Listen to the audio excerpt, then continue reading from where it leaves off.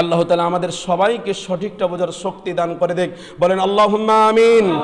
আল্লাহ রাব্বুল আলামিন আমাদের সমস্ত হারাম কাজ থেকে আমাদেরকে দূরে রাখুক। বলেন আল্লাহুম্মা আমিন। আমরা যতদিন জীবিত থাকবো যেন ঈমানের সাথে থাকতে পারি, সকলে বলেন আল্লাহুম্মা আমিন।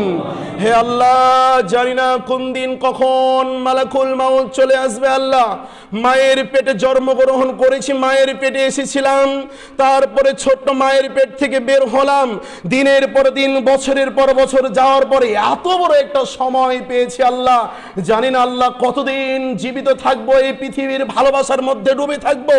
আল্লাহ, আপনার কাছে আমরা সবাই দোয়া করতে চাই, জানি না কোন দিন কখন মালাকুল মাউত চলে আসবে, যেদিন মা বলে ডাকতে পারবো না, বাবা বলে ডাকতে পারবো না, স্ত্রীর নাম ধরে ডাকতে পারবো না, স্ত্রীকে ডাকতে পারবো না। গো আল্লাহ, যেদিন মালাকুল মাউত চলে আসবে, আল্লাহ সবাই যেন ঈমানের সাথে থাকতে পারি, কালিমা পড়তে পড়তে যেন মৃত্যুবরণ করতে পারি। আল্লাহ, হে আল্লাহ, নারী পুরুষ সবাইকে এই শক্তিটা দান করে দিয়েন, মৃত্যুর পর যেন কবরে হিসাব দিতে পারি, ওই কিয়ামতের ময়দানে ভয়ে ভয়ে স্থানে যেন হিসাব দিতে পারি, তারপর যেন নারী পুরুষ সবাই আমরা জান্নাতে চলে যেতে পারি। আল্লাহ, সেই শক্তি, সেই তৌফিকটা আপনি আমাদের সবাইকে দান করে দেন। বলেন আল্লাহুম্মা আমিন।